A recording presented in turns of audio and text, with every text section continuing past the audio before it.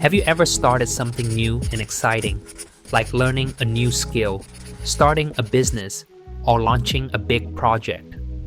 At first, it feels incredible. Everything's clicking, progress comes quickly, and you can't help but imagine how great it's going to be. But then, bam, things get hard. The momentum slows down, the daily effort feels like a grind, and you start questioning if you've bitten off more than you can chew. Welcome to the dip. The dip is that tough, messy middle part of any meaningful journey. It's where the excitement fades, progress feels non-existent, and you start wondering if you're cut out for this. But here's the thing, the dip isn't bad. It's totally normal, and if you understand it, you can use it to your advantage. This concept, introduced in the book The Dip by Seth Godin, highlights how persistence through the dip is often the shortest way to success. Let's explore what the dip is, how to handle it, and how to decide whether to push through or call it quits. Think about any big goal you've had, whether it's learning to play an instrument, starting a business, or training for something physical. At first, you're all in, you're making progress, and it feels amazing. Then suddenly, you hit a wall. Progress slows, frustration builds, and no matter how hard you try, it feels like you're spinning your wheels. That's the dip.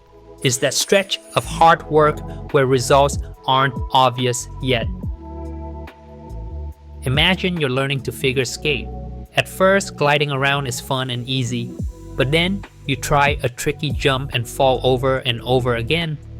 It's frustrating, maybe even embarrassing. But this struggle is normal. The dip is testing you, asking, how badly do you want this? Here's the deal. The dip isn't just a random roadblock, it's a filter.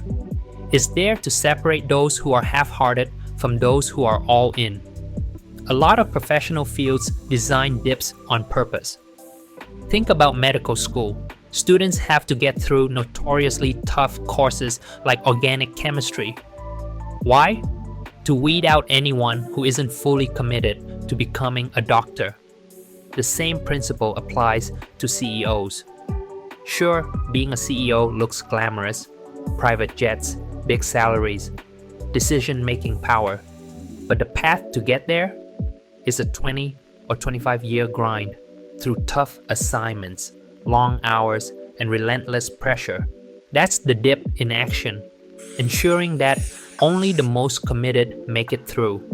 If it were easy, everyone would do it, and the rewards wouldn't be nearly as sweet. Scarcity makes goals valuable. The dip creates that scarcity by making sure only the dedicated succeed. And honestly, that's a good thing. It means your success will stand out. When you hit the dip, it's easy to feel discouraged. You might think, maybe I'm not cut out for this, but here's a better way to look at it. Oh, this is where most people quit. This is my chance to stand out. If you know the dip is coming, it won't feel as discouraging. You realize it's just part of the process.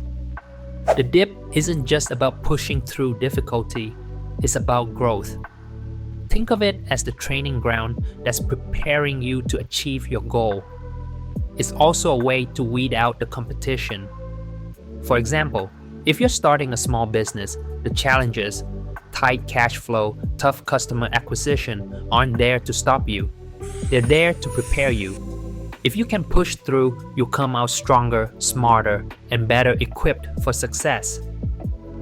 If you think about the people who are at the top of their field, whether it's athletes, CEOs, or artists, one thing they all have in common is that they didn't give up when things got tough. They faced the dip head-on and came out the other side stronger.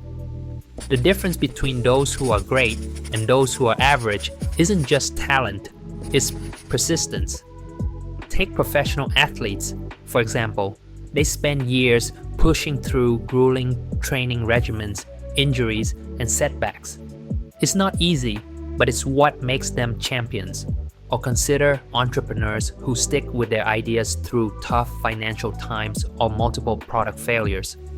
Their success isn't about luck, is about refusing to quit during the dip. When you push through, you set yourself apart from the majority who give up. Those who make it through the dip earn the rewards that come with scarcity. They become trusted, sought after, and respected in their fields. By enduring the struggles, you position yourself as someone who truly deserves success. Here's another thing. You can't be the best at everything. The world rewards specialists. Imagine going to a doctor who also claims to be a top chef, musician, and lawyer. You'd probably think, yeah, no thanks. To truly stand out, you need to focus deeply on one thing. This means making tough choices. You might need to let go of certain hobbies or projects to focus on what really matters. It's not about giving up on your dreams, it's about prioritizing.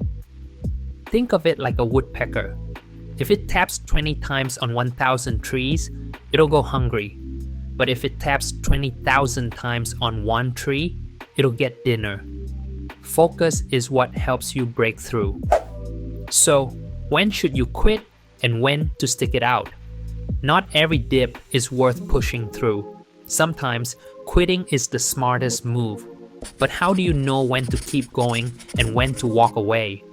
Before deciding, it's crucial to identify whether you're in a productive dip or stuck in one of two failure curves, the cul-de-sac or the cliff.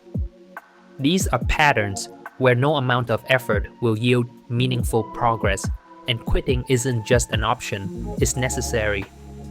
The cul-de-sac is a dead-end path. No matter how much time, energy, or resources you invest, nothing significant changes. It's like spinning your wheels in mud. You're working hard but getting nowhere.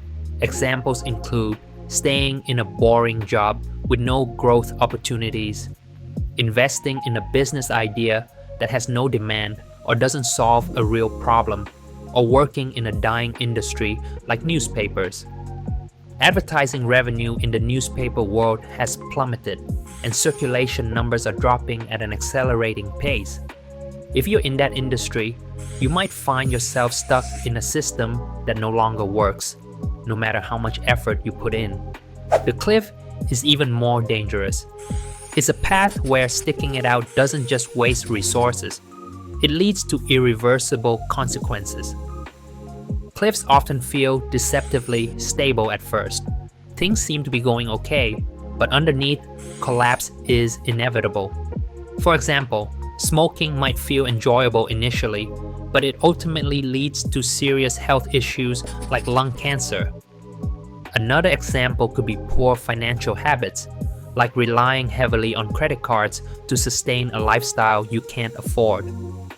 It might feel manageable at first, but the debt can snowball into a crisis. Ignoring these signs and continuing down the cliff only makes the eventual fall harder. Recognizing these curves and acting decisively is critical. The longer you stay in a cul-de-sac or approach a cliff, the more you drain your valuable resources, time, energy, and opportunities that could be directed toward more promising ventures. Sometimes, the hardest part is overcoming the emotional attachment to the effort you've already invested. However, staying in a no-win situation doesn't make that investment worthwhile. It just compounds the loss. Quitting, when done strategically, isn't failure. It's a realignment of your focus and resources to something that can actually grow and succeed. To summarize, almost everything in life worth doing is controlled by the dip. When you are facing the dip, persistence is essential because it's often the shortest path to success. The dip separates those who achieve their goals from those who give up too soon. However, you can't be good at everything in life. That's why it's equally important to quit things that are a cul-de-sac or a cliff, situations where no amount of effort will lead to success. By letting go of these dead ends, you free up your energy and resources to focus on the dips that truly matter. Success comes from knowing when to quit and when to push through, and making deliberate, informed choices that align with your goals and values. If you found this breakdown helpful and want more insights to help you succeed in life and business, make sure to subscribe to our YouTube channel. We cover ideas like this and much more to keep you inspired and moving forward on your journey to success. See you in the next video.